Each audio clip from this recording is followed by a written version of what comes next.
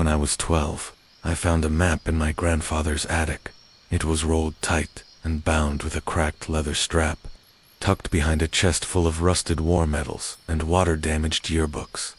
The map was old, probably from the 1950s, and drawn in that military grid style, with coordinates and coded abbreviations that meant nothing to me back then. But what I remember most was the red X. It sat at the bottom of a valley, near a place called Hollow Creek, circled twice, in faded marker. Beneath the X, in jittery handwriting, USAF Black Station 11, do not enter, sealed 1961. My grandfather was an Air Force engineer during the Cold War, and he never talked about his work. When I asked him about the map, he said only one thing: that place was meant to be forgotten. Years passed. He died in 2009, and the map stayed with me, buried in a box of old belongings, until I came across it again last winter, during a deep clean of my garage. By then, I was 28, and 3 years into a YouTube channel where I explored abandoned places, ghost towns, shuttered hospitals, forgotten subway lines. It had grown steadily. Sponsors, monetization, the works. But I needed something new. Something that would go viral. Something legendary. The map felt like a dare from the past, so I started researching Hollow Creek. What I found was strange. No mention of Black Station 11 anywhere online. Hollow Creek had once been a logging town in central Massachusetts, but the town was dissolved in 1971 after a water contamination issue. The land was now part of a state forest, one that locals jokingly called the Quiet Place. I posted a thread on Reddit asking about cold war bunkers in New England. Someone messaged me privately, "Your Black Station doesn't exist. But if you go looking, bring a Geiger counter. And don't go alone."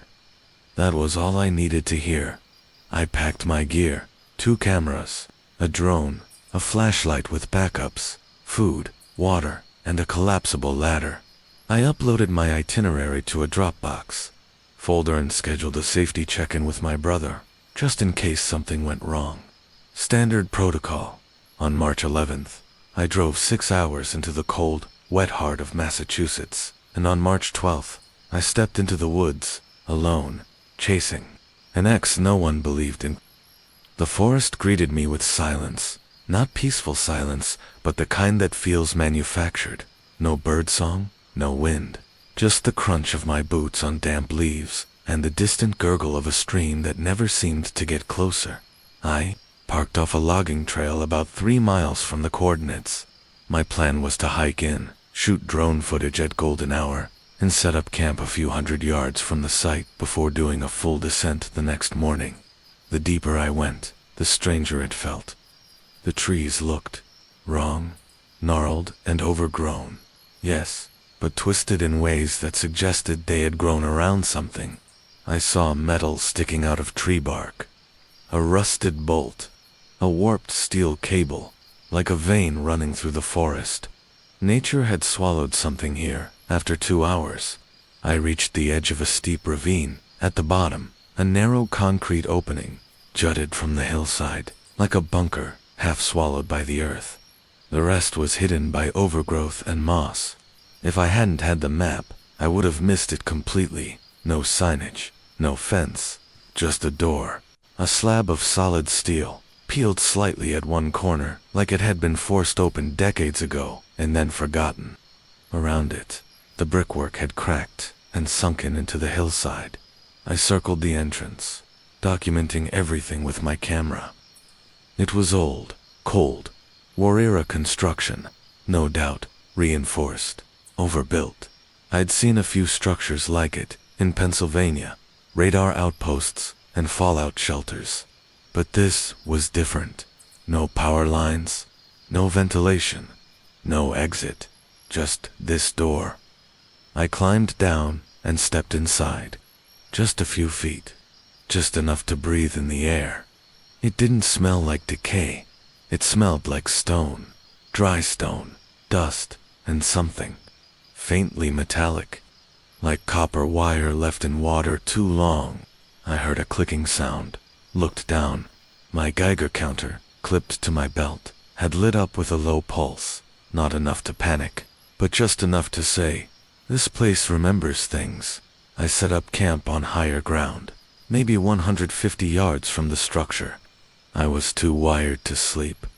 I reviewed my footage, uploaded some backups to the cloud, and tried to rationalize the unease crawling up my spine. Maybe it was isolation. Maybe I was letting Reddit's paranoia get to me. But around midnight, as I was drifting off, I heard something. A soft clang, metal on metal dot, then a hollow thump, like something heavy falling. From inside the bunker, I froze, and the Geiger counter clicked once, then went silent. By morning, the woods had shifted. It wasn't anything I could point to, just a sense that the air had changed. Heavier still, my campsite, once tranquil, felt like a stage after a play, quiet but disturbed. The Geiger counter had gone silent. Again, I did a quick test around the tent and gear. No spikes, just that same low hum of background radiation you'd expect in any city. But the memory of that midnight clang gnawed at me. It hadn't been a branch. It hadn't been wind. It had come from inside the bunker. I packed up camp, checked my equipment again, and made my way back down to the entrance. The steel door still hung crooked on its hinges, revealing a steep ramp beyond concrete walls, rust-streaked and damp, disappearing into darkness. I turned on my main camera, attached the GoPro to my chest harness, checked my headlamp. March 13th, Hollow Creek, Massachusetts. Entering what I believe to be Black Station 11, urban exploration, solo, going in. I stepped inside. The ramp descended deeper than I expected, at least 3 full stories underground, the angle steep and unforgiving. The walls were covered in peeling lead paint, flaking like dried skin. Water dripped somewhere far ahead, echoing unnaturally loud in the confined space. About 100 feet in, I reached a rusted blast door, half open. On the wall beside it, faded stenciled letters, USAF property access denied. Level 1. I pushed the door open with a groan that vibrated through my bones. Beyond it, the space opened up into a wide hallway. Cinder block walls, exposed piping, fluorescent light fixtures, long dead. Dust hung in the air like fog, disturbed only by my movement. My boots crunched on debris, broken glass, twisted wires, scraps of yellowed paper. The deeper I went, the more intact everything seemed. Desks still sat where they'd been left. Filing cabinets, some toppled, some locked. A pair of office chairs, one with its wheels fused to the floor by rust. There was even an old rotary phone hanging off the hook, and then I saw the mural, painted across one wall, in crude red letters. IT burns in the walls, painted over a faded Air Force insignia. As if someone had tried to bury the past with madness, I found the stairwell at the end of the hall. Concrete steps descending further into darkness, level 2. Then level 3. Each level had more debris, more silence, more weight in the air. I stopped at level 4 when I saw the thick steel blast door bolted shut. Except, it wasn't bolted. The bolts had been ripped outward, like something had forced its way upward. I checked the Geiger counter. Again. Still nothing. But my camera audio picked up a faint hum, not audible in the space itself, only on playback. A low, almost musical resonance. It pulsed, like breath. I told myself it was electrical interference, faulty grounding, something mundane. I wanted to believe that, until I noticed something carved into the door with a knife. It watches from below. Never turn off the lights. I stood in front of the door for a long time. That message, never turn off the lights, had the weight of desperation in it. The words were jagged, hurried, and cut deep into the steel, as if the writer had been fighting panic the whole time. They etched them. I kept my flashlight steady, fingers gripping it tighter than I realized. Eventually, I unlatched the remains of the bolt system, and pushed the door open. It didn't creak or resist. It breathed. A subtle rush of stale air whooshed out, warm and dry and heavy with copper. It hit me like opening an old oven. Beyond it was level 4. The walls changed immediately. No more cinder blocks. Now it was smooth concrete, curved slightly, like I'd entered the inside of a silo. The hallway bent gently to the left, vanishing around the curve. The hum in my mic got louder, now audible to my ears too. A very faint tone, somewhere between a dial-up connection and a pipe organ. My flashlight flickered once. Just a blip. I froze. It came back on immediately. But the click of the Geiger counter jumped at the same moment. Just a double click, like a heartbeat, and then it stopped. I whispered into the camera. Flashlight just glitched. Radiation spiked. I'm continuing. As I followed the curve of the hallway, I passed door after door, all sealed, welded shut from the outside. No labels, just serial numbers etched into the frames. But one was open, barely, a few inches, just enough to catch my eye. A single, flickering red light glowed from within. I pushed it gently. Inside was a circular chamber, about 20 feet wide, walls covered in padded acoustic foam, decayed, eaten by mold, but still recognizable. The ceiling was dome-shaped. In the center of the room, bolted to the floor, was a large microphone stand, with old wires leading into the walls. An observation room. But for what? On the far wall, scratched over the foam, more writing. Don't respond to the echo. I tease. Not you. That's when I noticed. The room sounded wrong. Every step I took made a noise, but not just one. There was a second echo, a half-second too late, like something mimicking me from just behind the walls. Not just footsteps either. When I whispered, testing, the echo whispered back, but the timing was off. It came back just slightly warped, almost like it was thinking about it first. I stepped backward, out of the room, and closed the door. The hallway felt colder now. My breath came out as mist, though the air shouldn't have been that cold. I checked my watch. I'd been underground for nearly 3 hours. My flashlight dimmed again. This time, not just a flicker, it dipped low for 3 full seconds, before returning to normal. I didn't say anything. I just picked up my pace and started heading deeper, not because I was brave, but because I felt like something behind me wanted me to leave, and I didn't want to turn my back on it just yet. Level 5 was different. No doors, just a single hallway, perfectly straight, running about 30 yards before opening into a larger chamber. Unlike the levels above, this one was pristine. No debris, no rust, no dust even, it felt.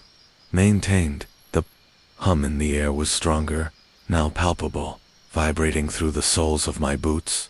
Not loud, but deep. A resonant frequency that made my chest feel tight and my tongue taste metallic. I stepped slowly. Every 10 feet, a small panel was embedded into the wall, each one marked with 3 letters and a blinking red diode. .vtr. BLSOBS. Subi didn't touch them. The hallway ended in a wide, circular room with a collapsed ceiling. A ring of fluorescent lights dangled like bones from above, long since dead. In the center of the room stood a chair, bolted to the floor. A spotlight, somehow still powered, shone directly onto it, and in the chair was a figure, motionless, human-shaped, dressed in a full charcoal-colored suit. I froze. Every instinct screamed at me to turn around and leave, but I couldn't. My feet kept pulling me forward. The figure wasn't breathing. His head was tilted downward, chin resting against his chest. His hands were flat on his thighs. No dust, no cobwebs, no decay, like he had sat down recently. I circled slowly, my flashlight trained on him. His skin was gray, not decomposed, not dead, just gray. His face was expressionless, mouth slightly open, lips cracked. His eyes were closed. On the floor beside the chair was a leather briefcase, unopened. I leaned down, gently tapped it with my boot. No response. That's when my camera, my main rig, shut off. No warning. No beep. Just cut. I pulled out my phone to switch to backup recording. It was dead. Not low battery. Completely bricked. Then the Geiger counter chirped. Once, twice, then a steady ticking, and the man in the chair opened his eyes. I staggered back. Flashlight shaking. His gaze didn't follow. MIT stared straight ahead, glassy and unblinking. But the eyes were wrong. Too black. No reflection. Like ink in water. Like pupils, but too wide. Too deep as if there was nothing behind them at all. The ticking on the Geiger counter slowed, then stopped, and then he spoke. But not with his mouth. His lips didn't move. His chest didn't rise. Yet I heard iteratively, inside my skull. You found the wrong door. I bolted. Back through the hall, past the panels, up the stairs. Flashlight dimming with every step. When I reached the door to level 4, I slammed it shut and sat against it, panting, heart jackhammering in my chest. My camera turned back on. My phone rebooted, and my Geiger counter read 0, as if nothing had happened at all. But I knew what I saw, and he was still sitting in that chair. I didn't go deeper after that. Not right away. I sat in the stairwell between level 4 and 5 for over an hour, trying to calm down, trying to rationalize. Maybe I'd hallucinated. Maybe there was some kind of gas leak. Maybe the stress of isolation and adrenaline had triggered something in my brain. But every time I played back the footage from that chamber, the man wasn't there. The light, yes. The chair, yes. But the man in the suit, gone. Even worse, when I scrubbed through the audio, I caught something under the static. A whisper, layered. Not one voice, several, all saying the same thing. Wrong door, wrong door, wrong door. It was then that I realized something even more terrifying. I couldn't find the way out. I went back up to level 3. The stairwell kept going up. But the door to level 2 wouldn't open. Not jammed, gone, bricked over, as if it had never existed. I ran my hand over the wall where the door had been an hour ago. Just concrete now. I tried the radio on my emergency beacon. Static. I tried to send a location ping. Blocked. I should have. Panicked, but part of me didn't want to. Part of me felt watched, and not by something hostile. Not yet. More like something waiting to see what I'd do. So I did the only thing I could. I kept going. Back on level 4, I explored the far side of the corridor. There was one door that hadn't been welded shut. Slightly ajar, paint blistered off like it had been close to intense heat. I pushed it open and stepped inside. The archive, or at least that's what the faded lettering on the back wall called.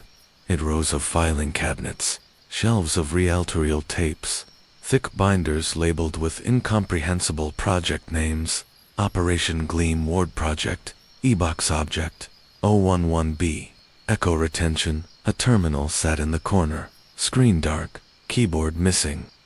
Several keys. I approached slowly, hoping it still had power. It did. The monitor flickered to life with a green cursor and a single prompt. Enter query. I typed, Black Station 11. The screen flashed. Access denied. Level 7 clearance required. I tried. Exit door. Location access denied. I paused, then typed, Who is the man in the CHIR? The screen glitched. The font changed. Letters distorted. Then, slowly, it responded. He is listening. He never stopped. You should not have seen him. He remembers. I stepped away from the terminal. That's when the lights in the room flickered, and something moved between the shelves behind me. I turned, flashlight aimed. Nothing. Just rows and rows of decaying paper and rusting cabinets. But I felt it. A presence, thick in the air, moving like smoke through the gaps between shelves.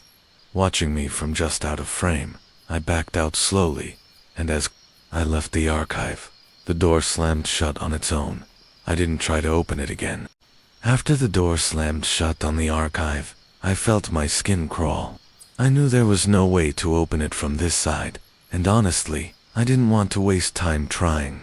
Every second spent in that room felt like giving something permission to reach out. I moved quickly down the hallway, heart pounding, the flashlight beam slicing through the oppressive darkness. The hum had grown louder, now almost deafening in certain parts. It wasn't just a sound anymore, it felt like a physical force, vibrating the concrete around me. Then the whispering started at first. It was just the faintest sound, like a soft wind through the cracks in the walls. But as I moved deeper, the whispers grew clearer. They weren't words. Not exactly. More like fragment snippets of conversation. Half-remembered memories. I stopped and held my breath.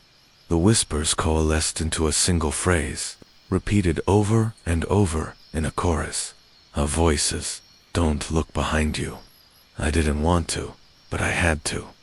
Slowly, I turned. Behind me, the hallway stretched endlessly, shadows pooling like ink, but the flashlight caught something, a fleeting shape darting just beyond the edge of the beam. A figure, a trick of light. Blinked, and it was gone. I pressed on. At the far end of the corridor, a large, rusted metal door loomed. It wasn't labeled, but it wasn't sealed like the others. The hum was strongest here. I reached out and pushed. The door creaked open to reveal a small chamber, bare except for a single, cracked mirror hanging on the far wall. I stepped inside, the whispers crescendoing into a frantic hiss, and then I saw it in the mirror. My reflection was wrong. My eyes were black pits, like the man in the suits. My mouth moved silently, mouthing words I couldn't hear. I stumbled back, heart hammering. The whispers slammed into me like a wave. You're already part of it. I dropped the flashlight. Darkness swallowed me whole. Darkness didn't just swallow me, it became me. For a long moment, I couldn't tell where my body ended and the shadows began. Panic flared, but my limbs wouldn't respond. Then, slowly, light returned. My flashlight was still on the ground, casting weak beams that trembled like the last breath of a dying star. I grabbed it, shining it back on the cracked mirror, but the reflection was gone. Instead, I saw the hallway behind me, the same hallway I had just entered from, except something was different. The walls were bleeding. Not blood, but a thick black ooze, seeping from cracks and pooling on the floor. The whispering returned, louder now, urgent, desperate. Fix it, fix it, fix it. I stumbled forward, nearly slipping in the viscous darkness. My mind screamed, this is not real. But my senses screamed louder, this is real. I turned away from the mirror and headed back through the door. But the hallway was no longer the same. It twisted and warped, stretching like taffy, endless and impossible to map. My compass spun wildly. My GPS was dead. My camera was glitching so badly I could barely make out my own face in the feed. And the whispers followed me. You belong here now. You're the fracture. I ran, but no matter how far I ran, the darkness pressed in closer, tightening like a noose. I reached a dead end, a wall that wasn't there before, and slammed my hands against it. Desperate, the wall gave way beneath. My fingers, not solid concrete, something soft, pulsing. I recoiled in horror. The wall wasn't wall at all. When my hands pressed through, I felt cold, wet flesh, or something like it, beneath the surface. The material pulsed rhythmically, as if it was alive. I tried to pull my hands back, but a sticky, viscous substance clung to my skin, cold and thick like syrup. The whispers swelled into a chorus of pleading voices, frantic and overlapping. Stay. Don't leave. It's waiting. ... I yanked free, stumbling backward and wiping my hands on my pants. The goo left a black smear that shimmered faintly in the flashlight's beam. I scanned the hallway behind me. It was still shifting, bending impossibly, the walls seeming to breathe like lungs. I realized then I wasn't just underground anymore. I was inside something. Something vast, organic. A place that was alive and hungry. My Geiger counter beeped erratically, the numbers spiking and falling in a chaotic rhythm. I switched on my backup light and aimed it down the hallway. In the distance, faint red eyes reflected back at me. I swallowed hard. The eyes blinked and multiplied. Figures began emerging from the shadow stall. Thin, faceless silhouettes with elongated limbs and slow, jerking movements. They didn't run, didn't speak. They just watched me, their presence pressing against my mind like a storm. My breath caught in my throat. I turned and sprinted, back the way I thought I came, but the hallway had changed again. I passed twisted metal piping, shards of broken glass, and flooded sections where the water was impossibly still and black as ink. The voices echoed louder now, chanting, "You're the fracture. You belong here. Stay forever."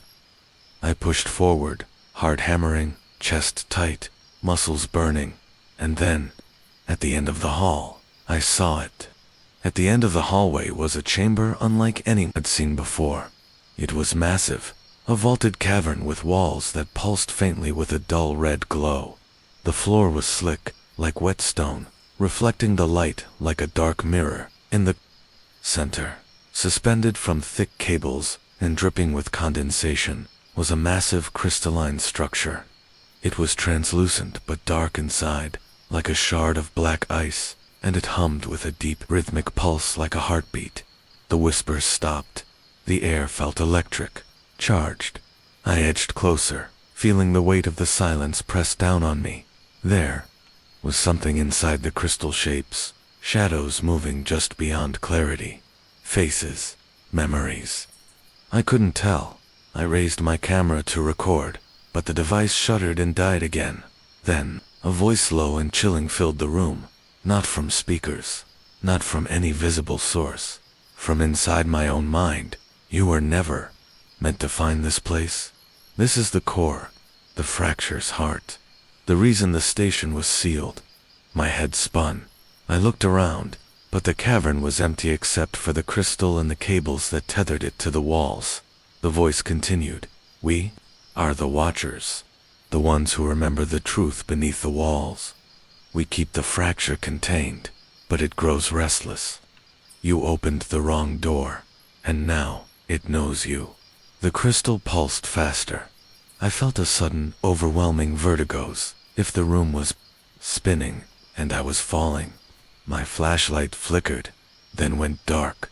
The last thing I saw, before blackness took me, was the crystal cracking from within.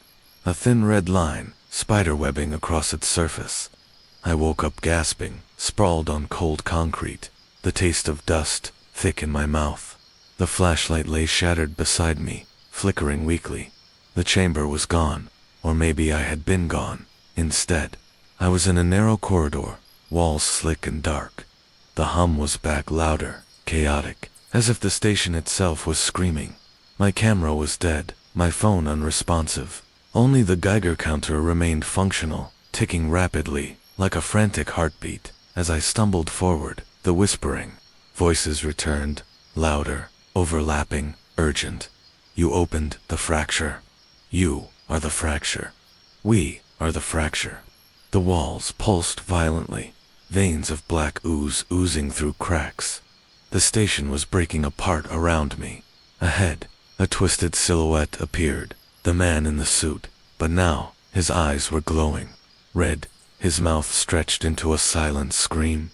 He raised a hand. In the hallway distorted like a funhouse mirror, stretching and twisting into impossible shapes. I ran. Every step felt like swimming through molasses. My lungs burned. My mind swam with static and fear. I reached a door, the exit. I didn't know. I pushed. It gave way. Bright sunlight flooded my vision. I fell out onto a hill, overlooking the forest outside. I was free, but as I lay there, catching my breath, the Geiger counter in my pocket ticked once more, faint but clear. The fracture wasn't gone. Back outside, the sun felt unreal, too bright, too sharp after hours in the dark. I sat on the grassy hill overlooking the trees, breathing heavily. My gear was battered. My camera was broken. The Geiger counter still ticked faintly, like a distant heartbeat I couldn't shake. I pulled out my phone and managed to get a single bar of signal. I sent a message. Black Station 11 is real. Don't go looking. No reply. No confirmation. Just silence. Days passed. I tried to piece together what I experienced. The man in the suit. The fracture. The living walls. The voices. When I checked the local news, I found nothing. No mention of any underground bunkers. No missing persons. No official records. I showed the footage I salvaged to a few trusted contacts, urban explorers, historians, paranormal researchers, but most called it a hoax or a hallucination. But one message stuck with me, an anonymous reply. They don't want you to remember, but the fracture remembers you. Sometimes, late at night, I swear I can hear the hum, a faint vibration in the walls of my apartment, a whisper just beneath the silence. And when I look in the mirror, I see the black in my eyes.